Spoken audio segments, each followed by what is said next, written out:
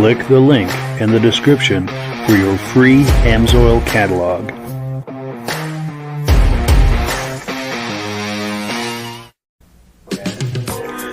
Before we get started, I'd like to give a quick shout out to some of our friends. The Eastern Snowmobile Racing Hall of Fame.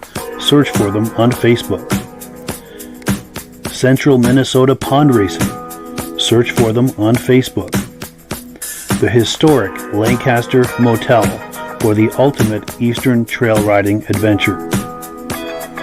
Crane's Snowmobile Museum at 172 Main Street in Lancaster, New Hampshire. The Vintage Snowmobile Club of America Quarterly Magazine. The New Hampshire Snowmobile Museum at Bear Brook State Park in Allenstown, New Hampshire. And lastly, if you decide to advertise with the Vintage Snowmobile Podcast, this could be your advertising message.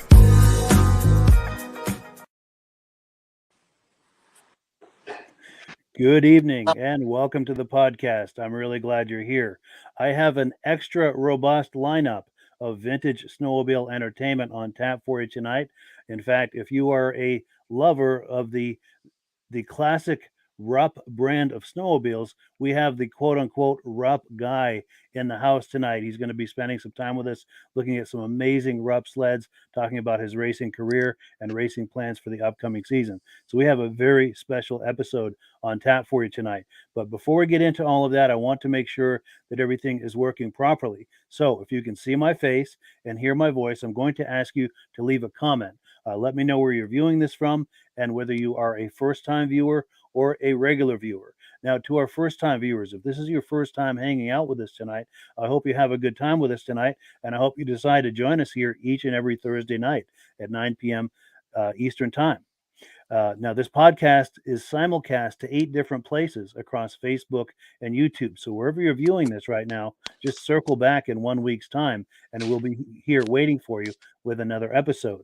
Now, to our regular viewers who are here week after week, month after month, and season after season, you guys are the ones who make this all possible, and we very, very much appreciate that. So let's take a look at some quick comments, and we'll bring our friends on, and we will get the party started, as they say. BCJ Vids is in the house saying greetings back. We appreciate that. Our good friend David at Alaska Railroad says, good evening, Mike and friends. Everything's working great. Well, we appreciate that feedback.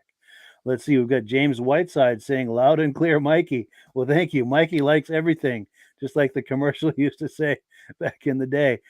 Someone on Facebook is saying, good to see you. It's been too long. This is Josh from Priest Lake. Wow, out west. Wonderful, Josh. We've got to think about having you on again. I'd love to hear what your racing plans are for the season. Cool. Here we go. We have Mrs. Stull from home base in Wisconsin saying hello. Thank you, Becky, for being on. We appreciate that. Our good friend John Spranger Jr. says, sounds good, Mike, and good evening. Stacy and Art Fosler, regular viewers, are in the house saying, hey, Mike.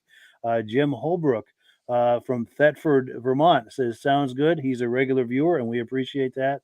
One last comment, and then we'll bring our guests on. Reese Fleury is in the house. Good evening, Reese. Great to see you. Appreciate your coming on. So let me switch gears here with the old clicking of the mouse here and bring our friends on. How did I have that? Now we've got Bill Stull in the house, and we had it earlier where we could make his screen the biggest. How the heck was I doing that? Bear with me because I'm gonna once we get this straightened out, it's gonna look really cool. All right, there we go. All right, so Bill Stull and company, let me turn your mic on. How are you gentlemen doing tonight? Well, we're doing really good. Wonderful. Well, thank you so much for coming on. We really appreciate that. And having us. Well, sure thing. Tell the viewers, if you would, where are you coming to us from tonight?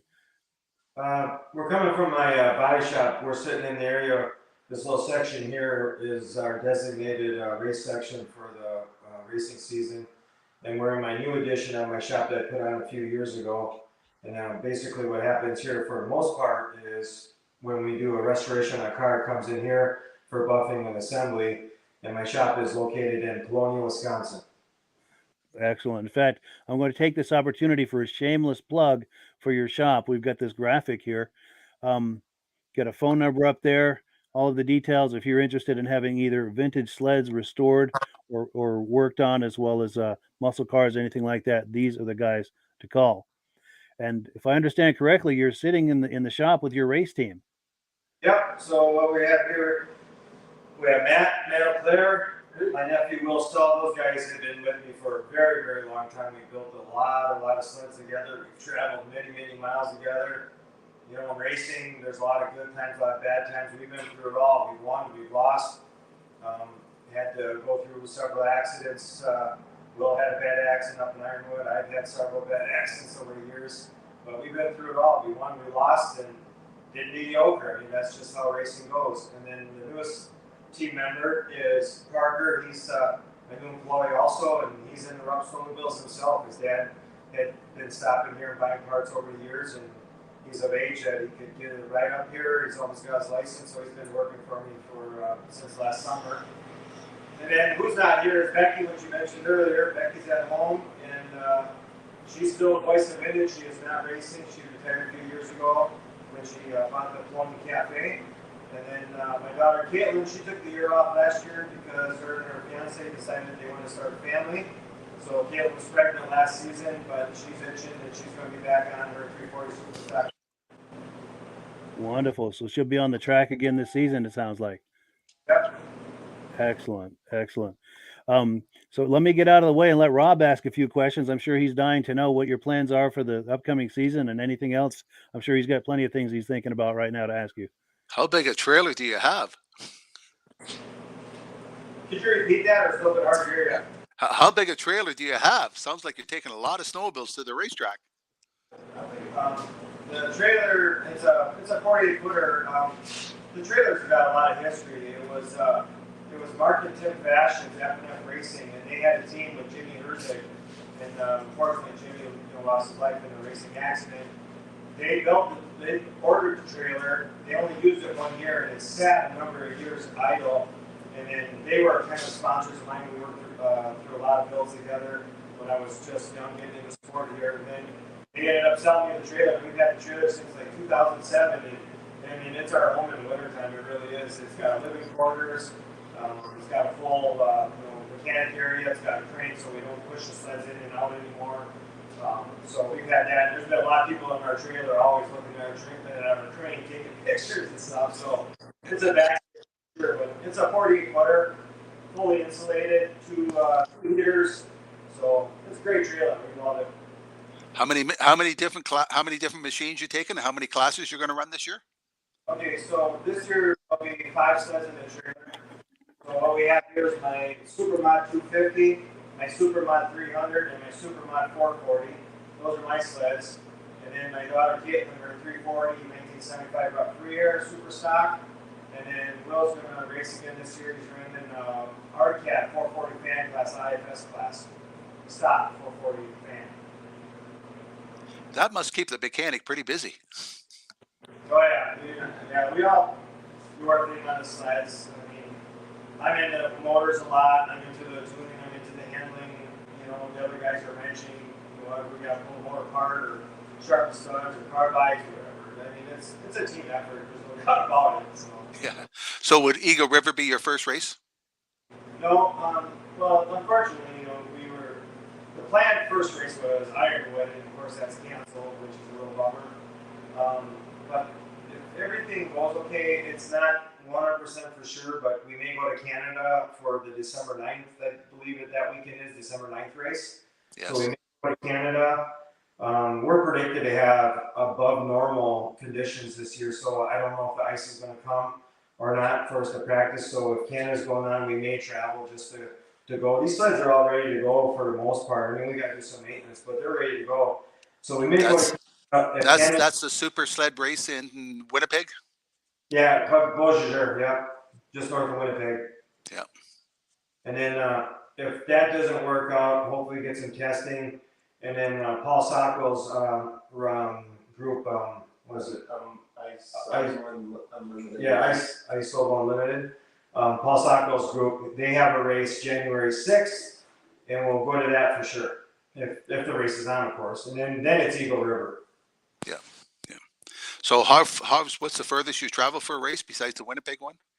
Yeah, that's the farthest we travel. That's truck and trailer. It's 12, 13 hours depending conditions and stuff. But that's the farthest we go. We used to go up to Rock Rapids, Iowa. They had a really good race out there. We really enjoyed that. That's a 9-hour hike from here. We were going to go to Michigan last year, Raver Bay, but that didn't work out. But we'd like to get over on the other side of the pond and race a few Michigan races. But pretty much everything is here in Wisconsin. So some races are 1 day, some are 2. We may stay overnight if it's a little bit longer haul. But most of the time, if it's a 1 day race, we truck there and truck back. Yeah. We're doing a big event at Eganville, Ontario, and then the following weekend, everybody heads down to Valcourt.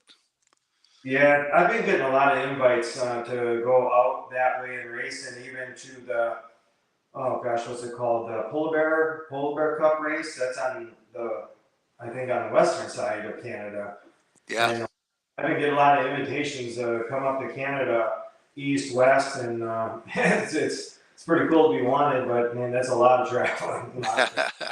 Well, there's a race in New Brunswick, and it's 24 hours, and it's 1,000 miles, and they're looking for a vintage team to go in, and they want 2 machines. But it's 1,000 miles in 24 hours. Wow.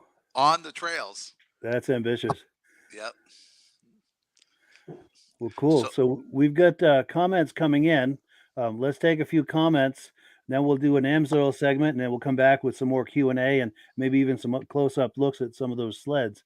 So let me find my place here. Oh, we've got a Fritz Rupp in the house saying, hello, Mike, Bill, and all. Cool deal. We've got James Whiteside saying, nice sleds, sweet. And then we've got Fred Coda in the house, first-time viewer from Winooski, Vermont, just the other side of the state where I live. Cool deal. And then our good friend David at Alaska Railroad says he's said many times the RUPP Magnum is easily one of the sweetest looking rides of all times, and he'd like to own one day. Yeah, they sure are. Absolutely. When they were brand new, they didn't do the best. Obviously, it was 1976. All the potential was there, but they just didn't have everything, tuned right. And, then it was a little bit heavier sled, but without a doubt, I like all the old sleds, don't get me wrong, but the 76 Magnum is one of the best looking muscle sleds out there. Oh, for sure. Definitely. And then also we've got David from Alaska Railroad saying good evening to Rob and the RUPP gang. Very cool. Dave. And then we've got James Whiteside saying Wisconsin is awesome. Sleds, beer, and cheese curds. I'll know for that. Absolutely. Well, cool. So what we're going to do here is we're going to take a moment to talk about AMSOIL for maybe 2 or 3 minutes, and then we're going to come back, ask you guys some more questions. And I'd like to encourage the viewers to please light up the comment section with any comments, questions, any thoughts you have for the team that we've got here while they're in the house. And let me try to put Rob full screen here, and he's going to talk to us about AMSOIL. Good evening, folks. Every week we talk about AMSOIL, about becoming a preferred customer, and how you can buy the products directly from AMSOIL and save 25%. On Mike's website, there's a link you can click, and you can get an AMSOIL catalog, and it tells you all about all the products AMSOIL has available, and it even has the prices that make rate in it. So you don't know how much the retail price is and how much you're preferred. The average customer saves about $50 on a case. But every month, every couple weeks, they have a promotion. Last week just ended. If you ordered $45 worth of AMSOIL, you got a couple of free rags and the AMSOIL funnel they sent to you. But this month, they changed it up. If you order $49 worth of oil, you can either get the gas additive to clean the tank and all that, or if you got a diesel, we have diesel all in one. For an extra $5, you get one of these. Now, a lot of people's been asking me, well, what about if I only buy 1 quart of Interceptor and 2 quarts of Dominator and an engine oil, 20W50. Where'd my screen go? There it is. What's that one there? A Z-Rod oil. It doesn't matter. You can mix and match the cases of AMSOIL and still get your $45 worth of product and get the free gift. My favorite product is this one here. I call it like the toothpaste container. You squeeze the gear lube out and 100% of it comes out. You ever try to fill a rear end of a car with a bottle that's shaped like this? You're trying to pour it in a rear end when you're under the car, or you hook a pump on it. You're trying to pump it and hold the holes in the hole. This is a perfect setup. It comes in automatic transmission fluid, gear lube, ATV oil, and all that comes in that. So anybody wants to know more about the AMSOIL product or how to get a preferred customer account, that way you can buy directly from AMSOIL. And also this month, it costs you $10 for 6 months for a preferred customer. You buy $100 worth, AMSOIL puts $5 in your account. This month, they're putting $10. That way, in 6 months' time, when you go to renew, you already got $10 towards off your account. But if you order a couple more other times, you can almost get your account for free. So why not get an account and buy directly from AMSOIL and save the money? Best possible way to buy the products. Okay, I got more Absolutely. questions for those boys. Oh, good. Well, cool. Yes, go ahead. Oh, and one last thing about the AMSOIL. If you're excited about what you've just heard and you'd like to get started with your own preferred customer account, just click the link in the description, and that'll get you right into the screen where you need to be, and it'll give me credit for it, which we appreciate it. This is how we finance this podcast, is by the AMSOIL sales. So if you click my link, it'll take you through to the preferred customer page, and then just a couple of clicks to sign up as a preferred customer, and now start shopping, and everything's going to come up at the deepest level of discount. It's the best possible value for AMSOIL. And with that out of the way, yes, Rob, please continue asking them some questions. Okay, back in 1979, I raised a 79 SRX in A-class stock, and then I got a 76 SRX, and I moved up to the mod class. The only thing I hated worse was Merc is the RUPPs. They were all over me. They seem to handle better than other machines out there. Why do they handle so much better? Especially that one in the middle. They seem to sit lower or something.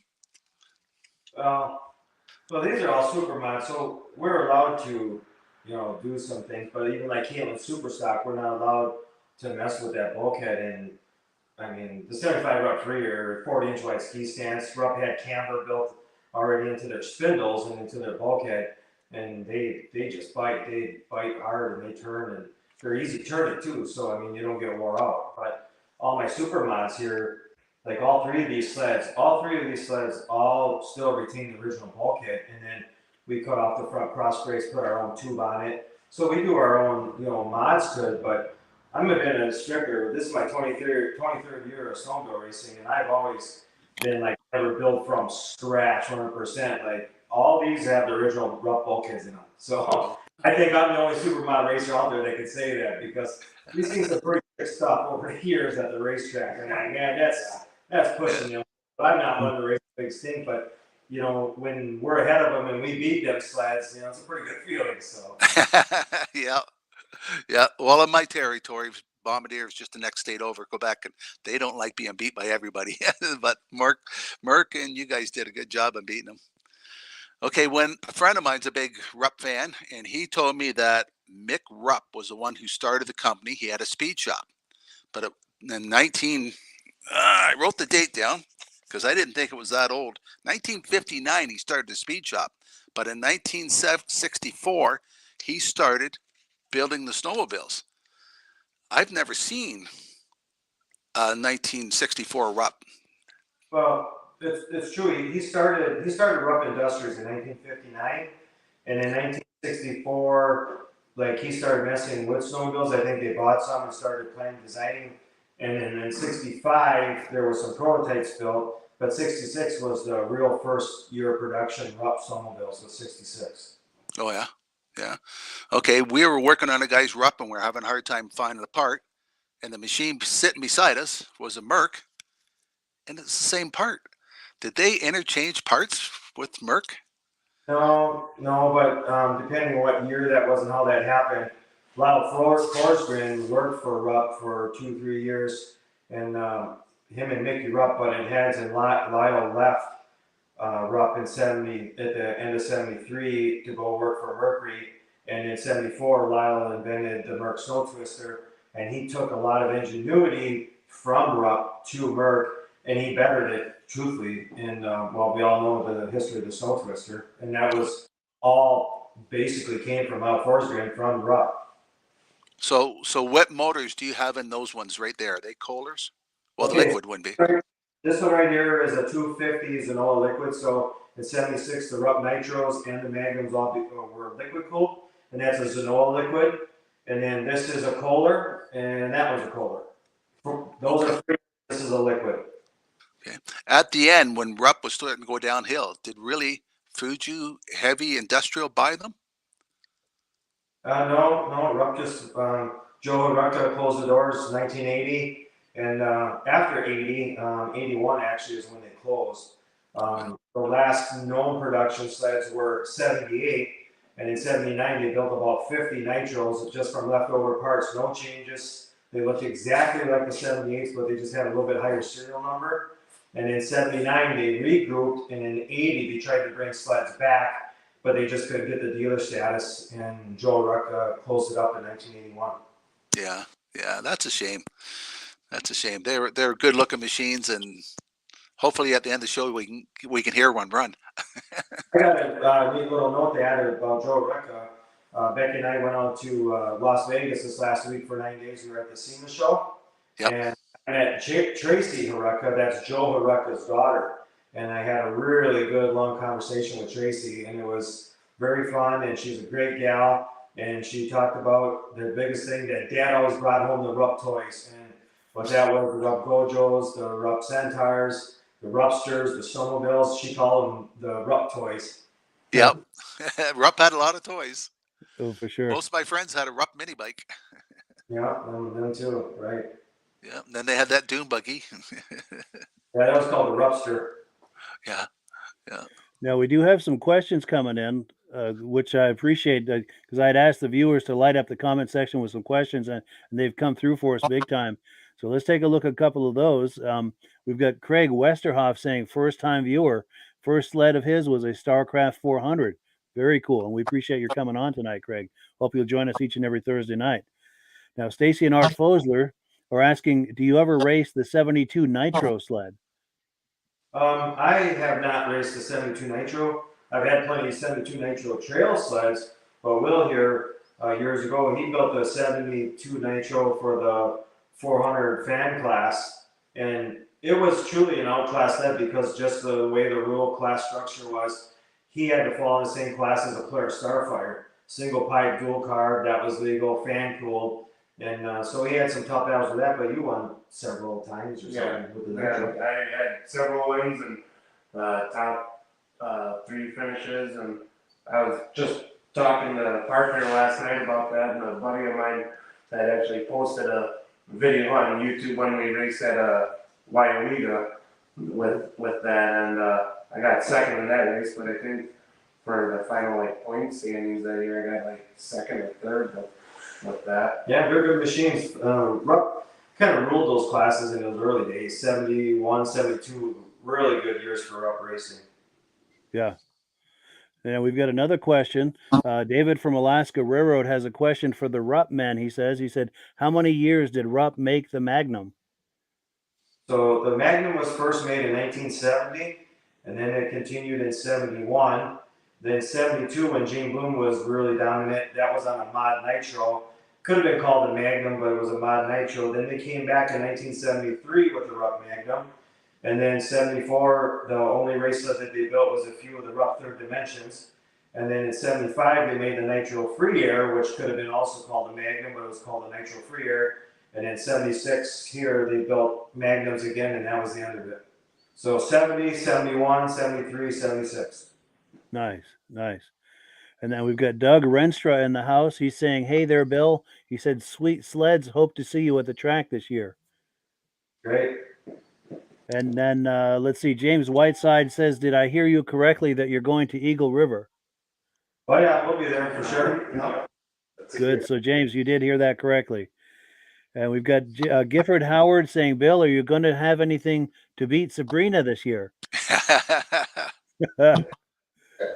So Howard, my buddy Howard. So I'm going to repeat exactly what Howard said to me. Is that because we've been riding pretty high on our 250, we did a lot of work, a lot of tuning. And let me just tell you, the Gifford brothers are great guys. They've helped me with clutching and tuning, and we've done a lot of talk back and forth. They've been great. They're great guys for the sport. I really love you guys, seriously. But Howard made a comment to me. He said that he's going to build a 250 just to kick my ass. Howard, I'm waiting for you to bring it on, buddy. Why don't you tell him if he builds one, you'll drive it for him? Yeah, he'll probably build one. Obviously, I'm always scarce to do, obviously, but Yeah. Nice. And then we've got James Spranger in the house. He says those are real cool RUPPs, and he's out there in Wausau, Wisconsin. He's a regular viewer. And then also our good friend and regular viewer Josh Leviker says he's from Turin, New York, and those RUPPs look great. And then one more comment, and then we'll get back to some question and answer. And I wanted to thank all of our viewers too for filling up this comment section with some questions. We really appreciate that. But James Whiteside says hopefully he's looking forward to meeting you guys on the track side here at some point this coming season. So with that being said, I'd like to just let everybody know there's so many people that tell me they come to the racetrack, but they didn't want to come in the trailer, they didn't want to bother us. I mean, if we're working, I mean, come on in, it's fine. You don't even have to knock on the door, just come on in. And our trailer is open to anybody. If you want to come in and say hi, if we're working and we're in depth, I mean, all we ask is just, you know, just give us a little space. We'll work, we'll talk, and we just got stuff to get done in between rounds. But anybody's welcome in the trailer. So if anybody's at the track and just want to stop in, say hi, introduce yourself, you're more than welcome to stop in. But if everything's going good, we don't have much to work on. We're just kind of sitting around waiting for the next race and laughing, joking, having a good time. Nice. Yeah, that's good to know. And like he says, you know, if it looks like they're busy working, kind of keep it brief. Just understand that they need to get some things done and, you know, have a quick visit and move on. But if things are laid back, it's a great time to visit. Yep. The racetrack guys mentioned to you, Eganville and Valcourt, Quebec. That's Howard Gifford's home tracks. Those ones. Yeah. So can we back up a little bit on a question? Sure. So Howard said, do I have anything for Sabrina or whatever he said there? But I mean, that was a great, you know, world championship win she had last year. I mean, all the credit, I mean, goes to her or whoever wins that race at that time. And it was her last year, it was her time. And, you know, I've been tracing this thing, you know, ever since vintage racing started. I got 3 podiums, I got 3 thirds, never got a second, never got a first. And I finished 3 thirds and all the way to DNFs in that race. And, you know, it hasn't been our best race, you know, since 2017. The picture on the wall, that 440 right there, that's like completely got destroyed. And I'm glad I didn't get destroyed with it because it was a pretty horrible wreck. But, you know, and it shook me up a little bit, and I never thought that it would happen because I've been through worse accidents than that one, but that one somehow just got underneath my skin, and it messed me up for a little bit, but we're back. But, you know, truth be told, I mean, I'm going to be 55 this year, and I'm still doing it, and I'm still healthy, and I can do it. So we're going to give it another shot. When I was training and doing my whole program, when we ran the 800 class, like I had every intention, like I want to win this race. I'm going to win this race. You know, now, seriously, these 440s are so doggone potent. I'm telling you. Now it's just like, man, I want to get top 10. I mean, if you can make the front row, I mean, even the back row, last chance qualifiers, but if you can make the top 10, I mean, that's a win all by itself. So for us to sit here and say, yeah, we're going to make top 10, I can't predict that. I'm going to tell you we're doing the best we can. We've got good machine. Last year I thought it was good, but my stator went out. You can't control that, you know, and we're going to do the best we can, and I'm going to give another shot. But truth is, a lot of the time is catching up with me for that kind of racing. And I don't know, this may be my last year on the 440, maybe my last year, you know, trying to qualify for the WC. But I'm going to give it another shot. I know one thing for sure, the sun's going to be lighter because the driver's lighter, because I've been major working on losing some weight. So we'll see what happens. I'm pretty pumped for the season, and we got good stuff, good equipment. The team's all set. Everything's kind of ready to go. I mean, we got stuff to do yet. Don't get me wrong, but we'll be ready. We're going to rock it this year for sure. Nice. Yeah, I know Gifford's brother. He just retired last year, and I think he was 68. Yeah, he was doing good on the Thunder Jet. He was a couple of years ago. He was like the 440 championship up in Canada. All those races. Yes. Yep. I'm not going to quit racing yet. It's just maybe that 440 thing. Maybe, you know, I got a lot of risk here. You know, we got a huge business. I mean, man, we're so well known now. We got cars coming in from everywhere. You can't control. I mean, we can all drive down the road and get hurt, right? I mean, it's just a fact of life. But, you know, when you put yourself out on a snowmobile going 85, 90 miles an hour plus, I mean, you're kind of putting yourself in harm's way. So, just one thing that we have going on in our trailer is that if the guys aren't right there, but for sure, me, Becky, and Caitlin, my dad was born and raised in Stull. He was a Baptist, Southern Baptist style preacher, and I was born and raised in church. And every race that we go to, we pray that everybody has a safe race. Just not me, not Caitlin, Becky was racing, whoever. We pray that everybody has a safe race. Yeah, that's cool. That's a good vibration to have. It's because you got to think about everyone. Yep. And in the spirit of thinking of everyone, and I apologize, I'm losing my voice, but if your teammates are willing, I'd love to hear from each of them.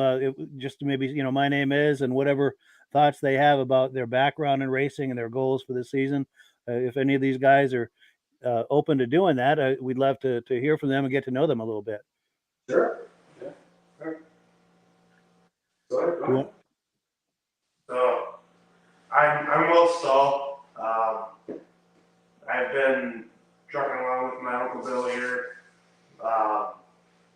for the snowmobile racing. I came and lived with him since I was 14, so I've been around this here since I was 14, 36 now, so 22 years I've been coming with him and doing that. And then I started racing back in 2010, I want to say it was, and raced till about 2017, and just been helping out on the pits and stuff. But even when I was racing, I was helping on the pit team and stuff, and getting back out on the ice this year, and I'm super excited for it, and I'm ready for the season. Hopefully Uncle does great, Caitlin does great. I'm just hoping for a great season and nothing but fun times. Yeah, that's the name of the game. Cool deal. And who's next? I'm Matt O'Clair. I started at the shop in 2005. I've been around the shop since '93. I live 4 houses from here, from work.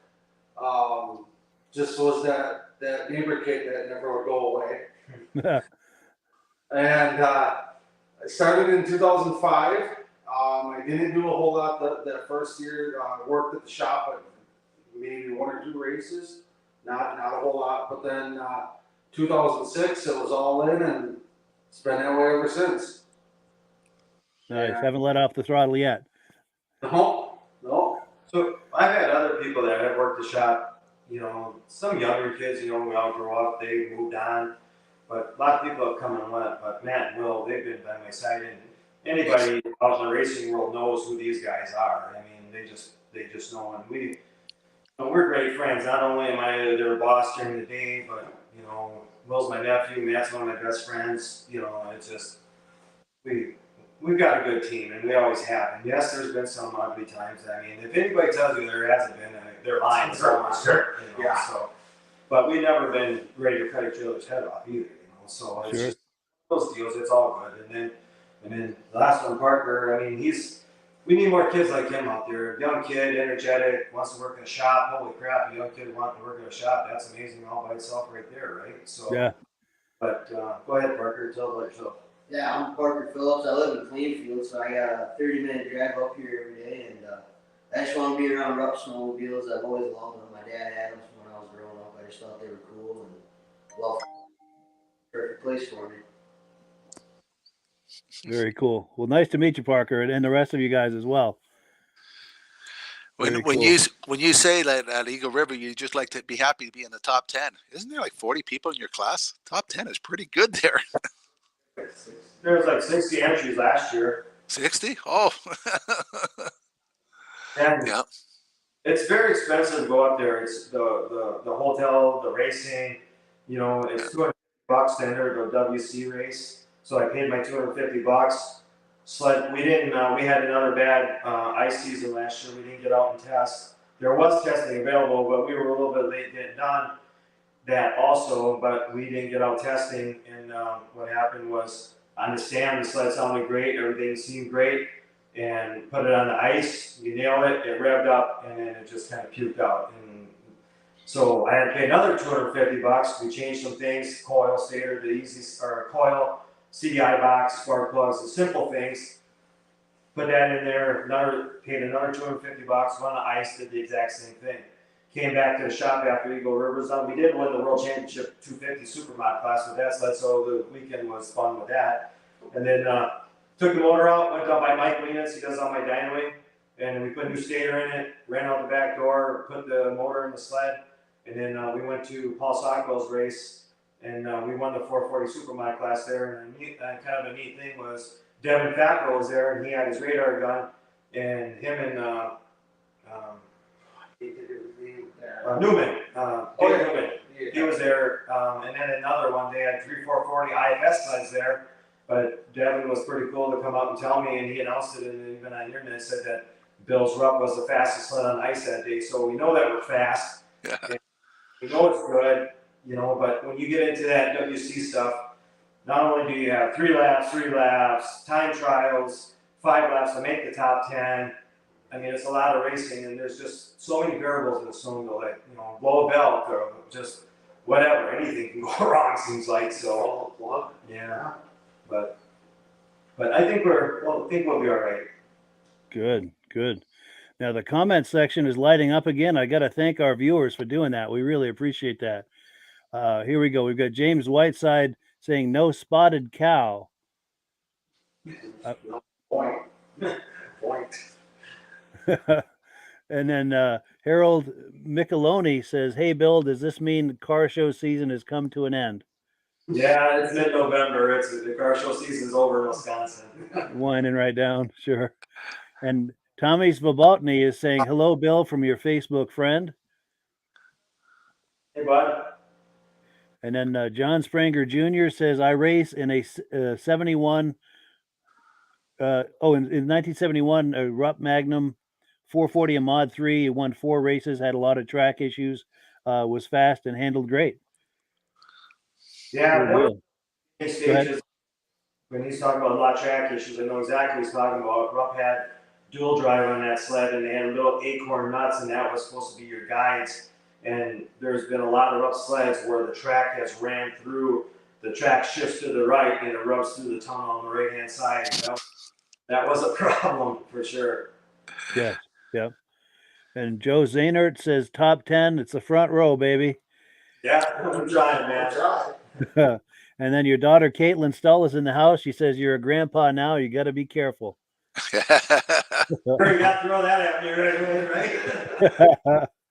And Derek Crittenden says, "Good luck racing this year. You and your team hope to see you up in Canada sometime." And then your lovely wife, Becky Stull, who's also the voice of Vintage, will be at Eagle River. And do you want to explain what that means, the voice of Vintage? Explain the voice of Vintage? Oh, so... Isn't she the announcer at Eagle River? Yep, she's an announcer. She's been announced up there for a long time. And then, was it Brian or whoever's... another announcer they bring in. I don't know the name, but they've been a team announcing now for a number of years. They have a great time up in the booth, sitting way up in the bird cage up there, and they can see the whole track, and it's a really neat view. I've been up there and watched some races up there, but what happened was, so people see me and they're like, "Oh, you're Bill, you're Elvis," and take my hand. Well, anyways, there was a woman that heard Becky's voice and said, "Are you the voice of Vintage?" And Becky gives me crap because she didn't want anything to do with me. She was talking to Becky, So, anyways, that's all that voice of Vintage started, and it's just been, followed Becky forever. Now everybody calls Becky the voice of Vintage, and she does a great job. She knows numbers, she knows people, she knows she tries to go out and get a little bit of background about the person, so that always adds some flavor to the commentating that she does. So it's kind of neat, and she does a really, really good job. There's no doubt about it. She does a great job. I was gonna say what's awesome with her is, you may not be able to think of the person's name right away if you're talking to her about a person, but as soon as you say the number, she knows that name associated with that number. Very cool. How long has she been doing that for? Oh, a long time. She likes it. Especially the Eagle River, because she doesn't be out in the cold, she's up in the warm, so I know she loves it, and she's gonna do as long as she can too, so. Very cool. Yeah, big shout out to Becky for sure. Yeah, because Eagle River can be cold. Well, cool. Any more questions, Rob? Or I know Eagle River can be cold there. And, Yeah. and next, We've had some nice weekends out there, but it's been brutal cold. We raced into Friday night, and just the temperature change up there. If during the day it could be a little blustery, a little cold, but you're doing all right. But man, once that sun goes down or that moon comes up, oh my gosh! Sometimes that Eagle River's been brutal sometimes. And we raced up there on Friday Night Thunder. There was a 440 World Championship race up there. We raced, was it like 26 below, something like that? And we raced up there, and we won that. We won that race, matter of fact. TJ Patrick was sponsoring it. We won that race for Friday Night 440 World Championship race, and man, it was brutal. And then I got hurt. That's a funny story. I'm not going to name the guy because I want to make someone mad, but it was a champ driver, and I gave him a chance to ride my sled. I got hurt the following up at Ironwood the week before, and I couldn't race that. That was my first World Championship race that I missed. But we went back to Eagle River, and he raced it that night, and he drove into pits, and he got off the sled and he walked away. I'm like, man, what the hell is going on with that? Didn't talk to us or nothing. I thought he was pissed off at the world about something. So later on, he comes back, he's like, man, he goes, I'm sorry. He says, I had to get to the trailer. He goes, I was frozen. He was like, just like, I couldn't move my hands, I couldn't move my arms, I had to get my helmet off. And he goes, how can you drive that junk? And he's racing the race in his job sled. So it was kind of comical. I was like, yeah, this is like a Cadillac compared to some of these sleds that we've seen in racing before. So it was comical. Yeah. what's your favorite track to travel to? What's what? What's your favorite track to travel to? Well, my first win was Waiwiga, and that was my first experience of like old horse tracks, stadium style racing, we'll call it. And whatever that was is Waiwiga was kind of like Dale Earnhardt to Talladega, like, we got like 10 wins, I think, at Talladega. He just won and won and won. That's how Waiwiga's been for me. I really ran good on those big horse flat tracks. I really like those. I really love Eagle River. Eagle River has been a teeter-totter for me. We've done good up there. We haven't done good. I've just never been what you call 100% consistent up there. And as soon as we think we get some consistency, then something goes wrong. Like we blew a head gasket in one of my older Magnums, and we were winning everything in sight, and then it blows a head gasket. So we were out there, and we had a crash obviously up there one time that, like I said earlier, that kind of scared me a little bit. But Eagle River has probably been my monkey on the back track for sure. I love Canada, Beausejour. Oh man, talk about Salem Speeds, that kid track up in Beausejour. I love that track too. That is a great track to race. That's a big track, isn't it? Yeah, it's probably the biggest flat track that we run on for sure. And then The second biggest would be Alexandria. yeah, oh yeah. Well, yeah. Jeff Carroll had Alexandria going, brought back the Dayco Spectacular type thing track. That was undoubtedly a fun track. Bank track, big flat stadium track that had banks. And man, you could really zing around that track. That was fun. Yeah, so. And Anago, Wisconsin, they had a good track, same thing. Little banking. That would be fun to bring some of those tracks back again, but I don't know. That's a major feat. Now, of course, we all loved Ironwood. Ironwood was great. I don't know. Yes, that's a shame it's not going to run this year. What was that? That's a shame it's not going to run this year. Yeah, that's for sure. Now we've got another comment that's come in. Our friend David at Alaska Railroad says he's planning to be in Eagle River this year again. He said he wishes his back wasn't messed up because he misses racing his Polaris TXL. And then also James Whiteside says, did you guys go to Heydays this year? No, I haven't been in Heydays in a long time. We're so busy building cars. I mean, my business has changed so much. We used to go to Heydays. We used to go to Princeton. I haven't been able to get up there. We're that time of year, we're building cars year round, but I mean, we're still so busy in the car season, car shows, finishing up builds for the summer before we get into our winter builds for cars. So it's been hard for me to go to swaps and stuff like that because it just seems like life is 100 miles an hour and there's always something going on every weekend. So Sure. Now, one of the things I wanted to ask you about, I know in the past we've talked about a project you have in the works, and that is a RUPP museum. And I wanted to check in and see how that's coming along and when you think that might be opening. Well, the building's all enclosed, and we got some pallet racking. We're gonna stack all the sleds that I don't take to the shows. They're all restored, but they just sit there and look pretty, like these. They just great. So it comes down to time. Before COVID, I had 9 people working here. After COVID, I got 5. So it's just times have changed, and and when we're doing stuff like that, it's like there's a lot of favors that go on here. It's like, hey, could you help me on Saturday? And then those guys say, hey, can you help me out? So it's it just takes some time to do stuff like that. But the building's all enclosed. We've got the structures to store the sleds, put the sleds up on pallets. And I really want to get it all done because I want to really put on display. I got some really cool stuff. I got a lot of Gene's original racing equipment. I got one of the 73 Magnums. I got his helmets. I got his jackets, pants, medals that he won.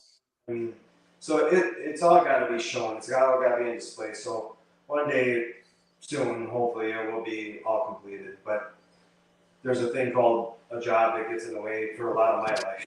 Oh, absolutely. It has to be a priority for sure.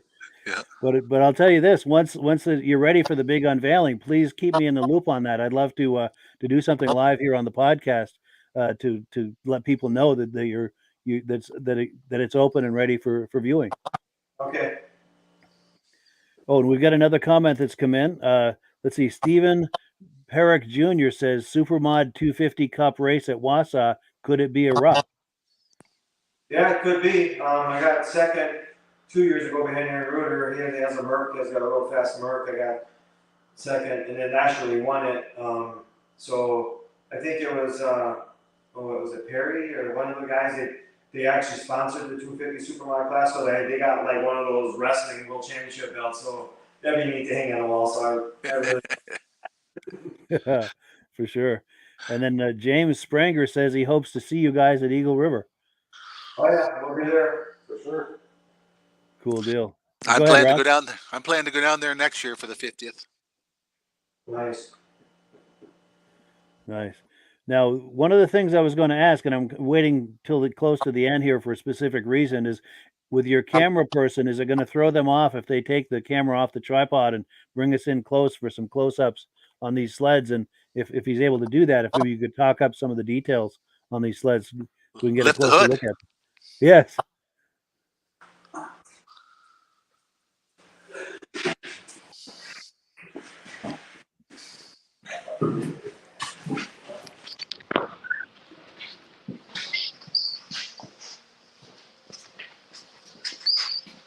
Oh yeah. So like I said, you can take a magnet. This is all steel, just like the original RUPP bulkheads were. They were all steel, now aluminum. So they're a little bit heavier than I think other supermods, but it doesn't bother us. I mean, they do good, and so we don't really pay attention too much on the weight thing. So yeah, beautiful.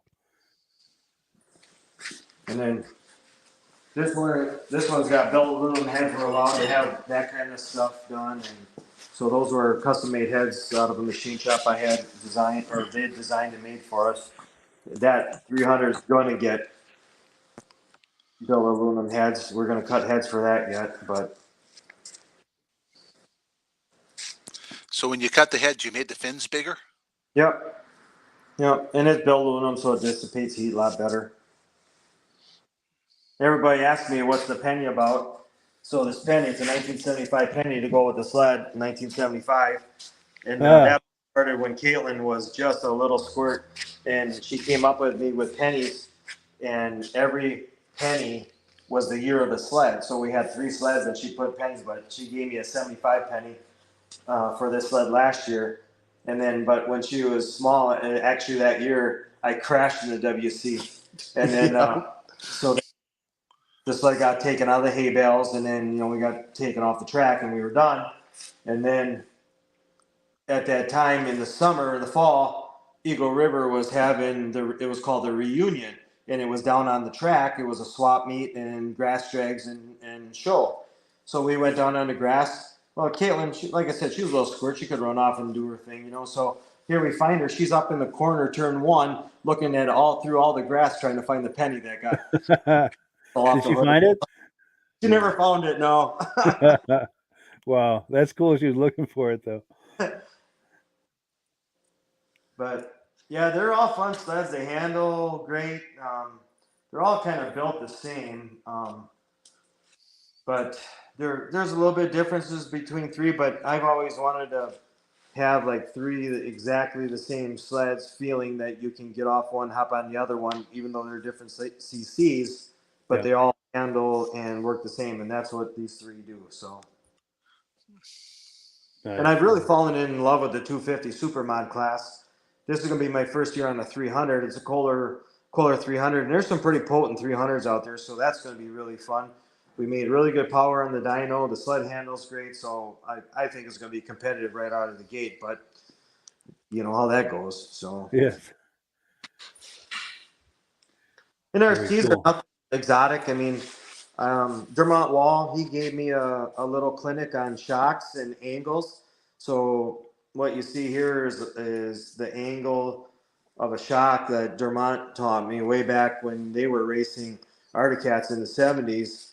And, I know today there's so many exotic skis out there, but this basically starts as a derby ski or a North Star ski.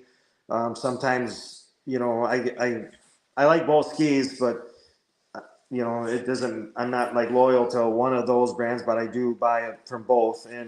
But we just kind of alter them a little bit and make our own ski out of the existing ski that we bought. But that ski shock angle and some other things that Dermont taught me, I think is really played in why my skis handle so good. And they're just a basic ski leaf spring, no trickery. There's not much going on here. But as people know, my sleds do handle very well. So I think Dermont was onto something, and I think we polished that up a little bit, and they work really well. Nice. Yeah. That time with him sounds like it really paid off. Yeah. And we have some more comments coming in. We've got David from Alaska Railroad says, good looking snow machines. He said his heart is thumping, and he's not the only one. I can feel mine pumping away as well. And Joe Zener says Kohler Powerhouse, and he's got the strong arm muscle icon there. And then James Whiteside says, just sitting there, they look like they're running 90. And then here's the big question. James Spranger wants to know if we can hear any of them run. No, we haven't. No, we haven't fired them up. They're all been fogged from last year, and Gotcha. that kind of thing. But I wish I would have known that. I would have got some running for you. That's all right. That's all right. If I started this one, that would fool some people, wouldn't it? And spark plug wires. That would be impressive. Nice. So, how many RUPPs do you have for your museum collection? Well, I've got probably close to 400 RUPPs here now, but they're not all going to be in there. There's part sleds and some that just are for sale that need to be fixed up.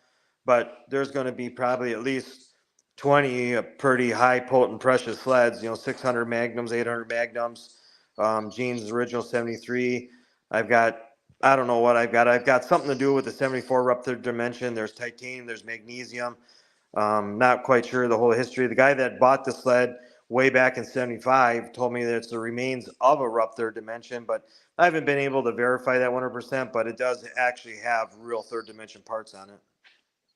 That's a big collection. Yeah. Oh yeah, and I got a lot of prototype stuff too. I've got a 73 Nitro prototype. There's like 13 pieces, I believe, that were made for the sled that didn't hit production. So that's a really cool sled. I just got that back from my buddy Raymond Ray out in Maine or somewhere out east he is, but New Hampshire, yeah, something like that. Is that Ray Peranto? Yeah, that's him. Yep. Yeah, he's a good friend of mine. He's in Derby, Vermont, just probably 10 miles from where I'm sitting right now. Cool.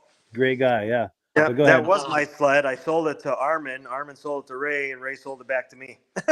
Wow, that's funny. What comes around goes around, eh? Yes, and I know both of them well, Armin and Ray. I know them both well. I see them at a lot of the local shows. Well, that's a good view. Yes. Yeah, and I'm a big fan of offset steering. We can do that in Supermod. Super stock like Caitlin's sled, you can't do that. But I like leaning as far off as I can, and that offset steering really helps because here's my steering post it's the way offset, but not everybody does that, but I like it. Now, David from Alaska Railroad is saying 400 RUPPs in your collection. He's saying, can you spare me that 76 Magnum? Give me a call. I got a few. There we go. And speaking of that, let me pop your number and your information back on the screen. Do you want to do a quick shameless plug for your business? Yeah, we've been selling RUPP parts for 20 years now, and that's another thing with my business. We're so doggone busy in the body shop, and it kind of alters me to being that really good RUPP salesman guy. I mean, so many people call and I don't get back to them until 2 days later, so I apologize for all that, but it's just called owning a business, and I'm only one guy, and you got to talk to me about the RUPP parts. So just everybody in the RUPP world just understand it's very busy, and we have a booming business here between the body shop and the RUPP shop, and we do the best that we can. Sure. Totally understand. And then we've got another comment that's come in. Oh, here's Caitlin. She says it's because you race with your knee on the running board. Yeah. Must be the offset steering. Yeah, I'm a knee in the rail. It's called knee in the rail racer, and I got over the years I've got a lot of crap about that, but that's just I started racing that way when I first started racing, and I just feel the most comfortable that way. It doesn't. I don't know, Caitlin. She one time she was racing, and she's like, "How in the hell can you race like that?" And I'm like, and I said to her, "How in the hell can you race like that the way you race?" So Sure, it's all what you're used to, for sure. So I can't believe this hour has flown by. So that means it's time for kind of closing statements. Did you have, in the few minutes we had left, did you have any closing thoughts, parting words you can think of? yeah, I mean, we got a lot of followers, a lot of fans. I appreciate it all. We do the best we can. I mean, we're kind of like, the only super mod RUPP racers out there. There's some super stockers out there and some stock ones, you know. But Jace Berry, he has some really badass RUPPs also, and but I don't know what his racing programs are this year. But I mean, we've been in this for 23 years, and I've flown the red RUPP flag for all this time, and I get a lot of following and a lot of fanfare, and I really do appreciate it, and I really do appreciate my wife for all the night times away and times on the road and we're racing, and I spent a lot of time away from Caitlin and Becky when we were younger, but they understood and they're okay with it, and Caitlin understands it. When she started racing, she knows what it's all about, and then so I really owe them all the love in the world that I can give them for that, and then of course my guys. I mean, same thing. I mean, we're working many hours during the day for the business, and then at nighttime is when we work on our snowmobiles. So it's a labor of love for sure, and I got to thank those guys for all their hours and efforts also. Yeah, for sure. And Rob, any final thoughts? Oh, you guys do a great job with RUPPs. Yep. Good looking machines, and you made them look even specialer. Well, thank you. I really do appreciate that. And then we've got a last comment that's come in. David from Alaska Railroad says, "Thank you for the awesome show. I will be dreaming of Magnum sleds tonight, all night." And he won't be alone on that either. On a sad note, I don't know if you guys follow this or not, but actually the founder, Mickey RUPP, he passed away a month, 2 months ago, something like that now. So wow. Yeah, he was in his 80s and lived a good life. I mean, I've talked to him many times, and one really cool thing was way long time ago, I had a 74 Nitro 2. It only had 86 miles on it. It was brand new, looked brand new, just never got rode, and it was kept up very nice. And Mickey was the one that actually invented that sled himself, and he actually bought it from me. So it's like kind of weird how that all happened. Like here, I'm selling a RUPP snowmobile to the inventor of RUPP snowmobiles. Yes, that is ironic. And then that sled he donated. In Ohio, they have some kind of museum there. There's a lot of businesses in Ohio. Ohio is a very big manufacturing state, and that's where RUPP was made. And there is now I don't know, maybe I'll call it a museum or something, but there is a big section there for RUPP Industries, Mickey RUPP, and he donated that 74 Nitro 2 to that organization, so it's on display. Is that in Mansfield, Ohio? Yeah, Mansfield, Ohio. Yeah, that's where RUPP was made. I'm not sure where the museum is at or that display is at, but it is in Ohio. I know that. Very cool. Very cool. Well, Great cool. collection you have. Thank Yes. you. Yeah. Thank you so much to Bill and all your team there and your family for spending some time with us. We really appreciate it. And thank you to Rob, as always, and for having such excellent questions to ask them. And one last comment that's come in. James Whiteside says, great interview tonight. We appreciate that. And as always, the last word goes to Amsoil. Yeah. Thank you so much to everyone. And catch you in 1 week's time. We'll have another podcast this time next week. Cool. Great show, Mike. Thank you for having us. All right. Have a good evening. You too. Thanks, Mike. You too. Hello, everyone. This is Rob and Mike. How you doing today, Rob? I'm doing good. Mike, yourself? Very well. Thank you so much for coming on. I appreciate it. Now, today, we're going to be talking about Amsoil. And in a few moments, we're going to show you how you can get the deepest discounts, free shipping, and free gifts when you order your Amsoil products through us. But first, I'm going to ask Rob to give you a quick description of what Amsoil is and why you should consider using Amsoil products in your motorized vehicles. Thanks, Mike. Amsoil is 100% synthetic oil. Everybody uses Amsoil for a different reason. Some people like the benefits that Amsoil is warranted for 25,000 miles or 1 year. The reason we can do that is because Amsoil doesn't oxidize. It doesn't form the usual carbons, gums, sludges like petroleum oils do. That's why we can keep it in the engines longer. Petroleum oils never do wear out. They oxidize themselves. That's why they have to be changed at 3,000 kilometers. And Amsoil likes the benefit that you only have to change the oil once a year. That saves some money. Some of the people like the benefit of Amsoil is it's a slipperier type lube. By having a slipperier type lube, it cuts down friction and drag. By less friction and drag, engines run 20 to 50 degrees cooler, better gas mileage. Now, Amsoil says 25% more protection than the industry requires is in the Amsoil bottles. My average customer gets about 10% increase in gas mileage. That's a big savings. Yeah. And by cutting down friction and drag, for every 10 degrees you cut down the friction and drag, doubles the life of the engine. So by having the engine run cooler, it makes it last longer. Some people like the benefit of the range of the Amsoil. Amsoil's flash point is 425 degrees, and it pours at 50 below zero. Wow. If you ever tried petroleum oil when it's 10 below, it turns to honey. And in the summertime, petroleum oil thins out, and once it thins out, that's when it starts breaking down. So Amsoil is an all-season oil, can give you better gas mileage, longer engine life, less maintenance. It ends up being cheaper over a year's time running Amsoil than it is petroleum oils. That's amazing. That's amazing.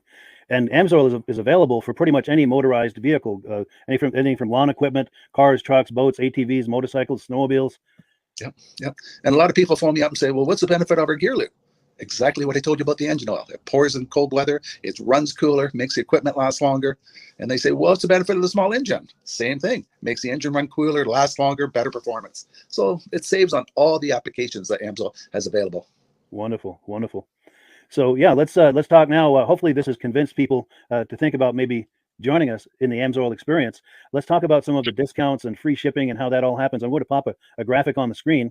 And yeah, by all means, if you want to talk people through how this preferred customer program works. Amsoil has a number of different programs. One of our main ones is a catalog customer, where somebody can order directly out of our catalog. If they order out of the catalog, they order $100 worth, Amsoil will ship it right to their house. But our best program is our preferred customer. For only $10 for 6 months, you become a preferred customer, you save 25% on all the product. You order $100 worth, they're going to give you free shipping. You don't have to order a whole case. You can mix and match. Say you want 4 bottles of small engine, 7 bottles of 5W30, and a couple of gear loops. You can mix and match. You can order 1 bottle at a time if you want. There's no minimums, no maximums. By being a preferred customer, you save over 25% on all the products you're going to buy. Amsoil sends you extra gifts, a $5 gift certificate on your birthday, $5 when you renew your account, and stuff like that. So it's a good way to save on some of the products you want to buy. For sure. Yeah, it's an incredible value. And this is the deepest level of discount that anyone can get when ordering Amsoil. Is that correct? It is. Wonderful. So let's take people through the step-by-step experience of placing an Amsoil order. Then that would include signing up for the preferred customer preferred customer program, so they can receive those deepest levels of discount. So let's go to the website. This is what the website's going to look like. These are some screenshots. Once you go to amsoil.com, there's a link in the description, or you can just type that into a browser, amsoil.com. This is the page you land on. At the upper corner of the page there, you see how I've circled in red.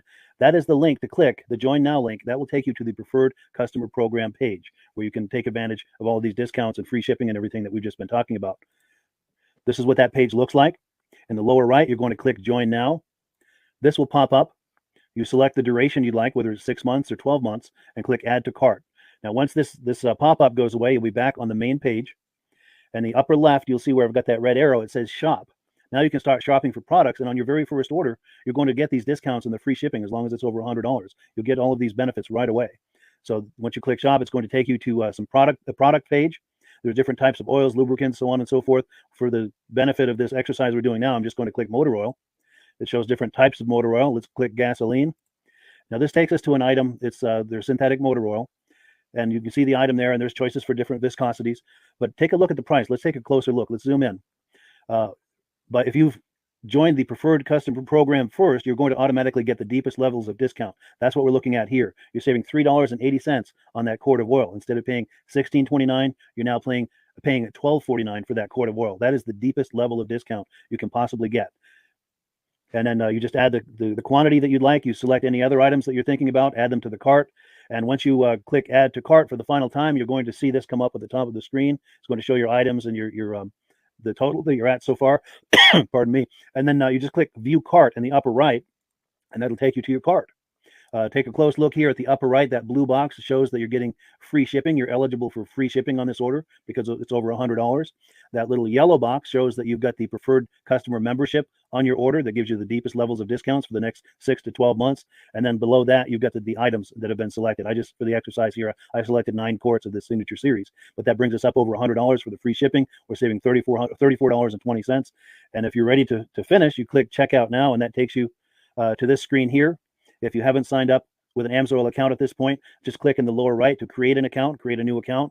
It's going to ask you for some basic information, name and those types of things.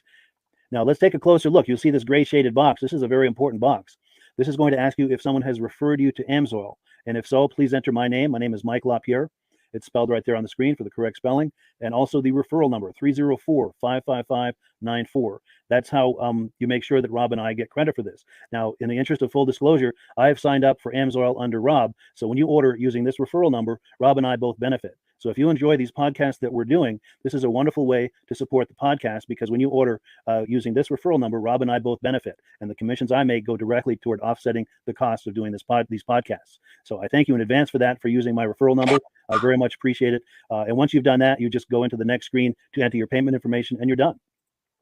Now, once you've placed your order that's over $100, and that order includes your AMSOIL preferred customer program, you are now eligible to get a free DVD from myself. Now, this is going to be either a muscle car DVD or a vintage snowmobile DVD. Use the email address on the screen, wkspodcasts@gmail.com. Send me an email. Let me know which DVD you would like me to send you, the muscle car or the vintage snowmobile DVD, and I'll get that right out to you. As you're typing in that email, in the subject line, be sure and type in capital letters free DVD requests, so it stands out as I'm checking my email, and we'll get that right out to you. So I guess the last thing, Rob, that we wanted to talk about is if someone is considering AMSOIL as a business opportunity. Yes. If anybody has a retail or a commercial account and they would like to buy directly from AMSOIL, just send Mike a line. He'll show you how to set up, and you can buy directly from AMSOIL. But if you are interested in starting your own part-time business, a part-time business that can grow into a full-time income, Mike and I will show you the AMSOIL marketing plan. AMSOIL has a large selection of products that cover almost every application. So it doesn't matter if you're into snowmobile, boating, or ATVing, or hot rods. We have an oil for every application. It's a fun type business. I really enjoy doing. Where else can I go and have fun and make money doing it? And Mike and I are here to help you all the way along. If you need any help on how to promote or to find new accounts, we're here to help you. For sure. So when you sign up under that number, this 304-555-94, you're getting Rob and I as a team. Now, Rob has been doing AMSOIL for 40 years. Can you believe that? 40 years. So he knows every aspect of this business, and he knows all of the ins and outs of the products. So he'll be able to help you with any kind of product questions or any kind of questions to show you the different business models that you can do with AMSOIL. And then the other thing that you get when you sign up under me is I've got a strong background in social media. So if you need some coaching on how to generate AMSOIL leads using Facebook and YouTube, I'm happy to coach you with that when you sign up under Rob and I. You get both of us as a team to help you, to coach you, to support you, whatever you need to get you off and running with this business and having fun with it. Like Rob said, it's an enormous amount of fun. If you're like Rob and I and you enjoy going to any kind of boat shows, car shows, motorcycle shows, snowmobile shows, anything with a motor, you like going to those shows, those events, those races, this is a great way to turn that into a income opportunity for you. Yes. And just by wearing my AMSOIL hat at one of these events, people come up and ask me about AMSOIL. People don't know where to buy it, and I'm there to help them, show them where they can buy the product. Perfect. Well, cool. Well, this is great. Any final thoughts, Rob, before we wrap it up? AMSO's a fun business. AMSO's been around since 1968. You know, it was the first synthetic oil to be AI approved. Wow. Yeah. That's amazing. And that's very early in the game too, isn't it? Yes. For sure. Well, good. Well, thank you so much, everyone, for viewing. Hopefully, we've gotten you excited as we are about the AMSOIL products. We'd love it if you could join us either as someone who uses the AMSOIL products or to join the AMSOIL team as a business opportunity. And we thank you so much for viewing. Have a great day. You have a good day.